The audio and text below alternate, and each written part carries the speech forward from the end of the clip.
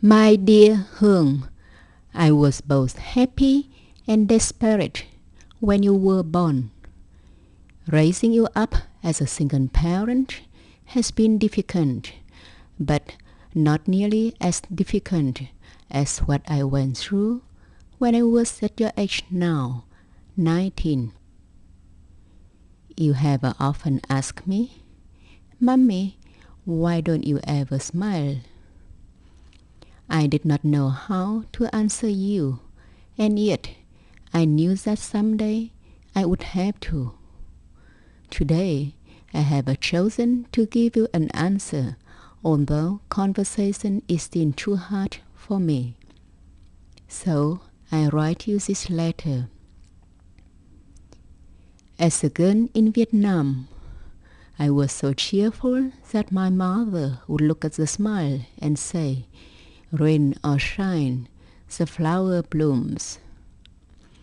When the Americans lost the Vietnam War, there were so many who did not wish to stay in Vietnam. Those with influence were lifted out by the Americans, but many had to make do with crowding onto leaky boats and making the journey from Vietnam to the Gulf of Thailand. I was one of them. Boat people, this is what the international media has named them.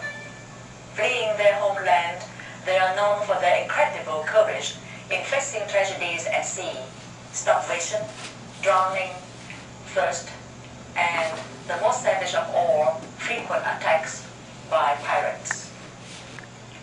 At the hands of the pirates who infest these waters, their lot is more often death. And one refugees put it, when you leave shore, you hope for survival, but you assume that you will die. Conditions were perfect for piracy. The local fishermen were poor and were looking for an easy means to earn additional income.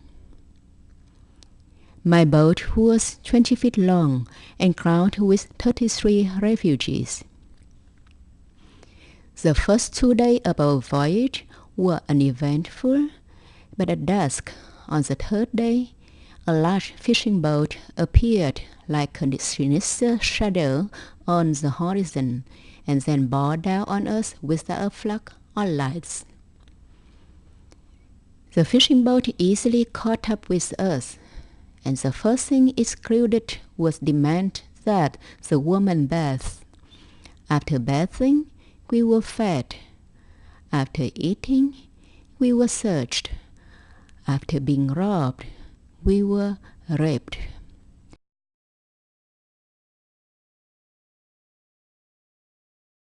I now am 39 and find it difficult to smile. I avoid human company, preferring to spend my time alone in our backyard.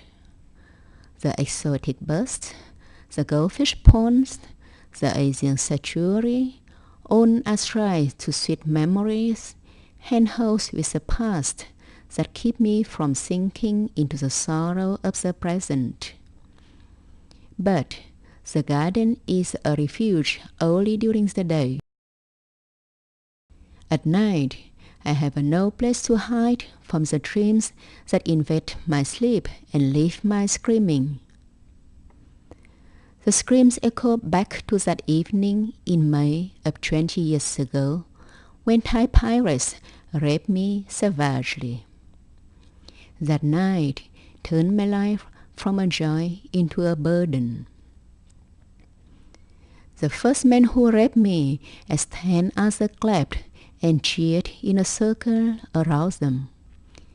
His head was shaved, and the knife he held to my throat slashed my chin when I turned my head and clawed at his face. In retaliation, he and several other pirates clawed and beat my body fiercely.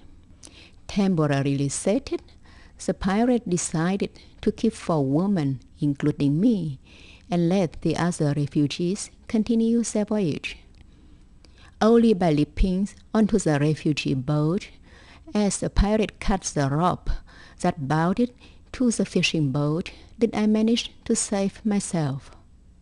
But what I saved was only part of what I had been.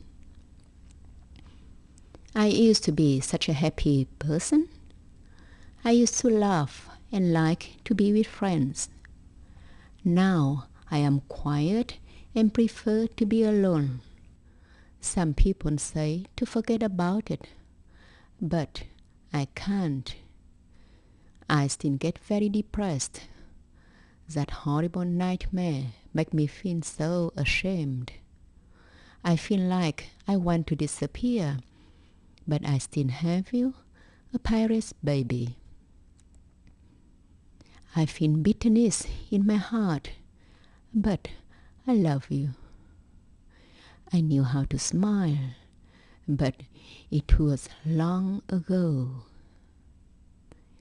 Love, your mommy, Huê.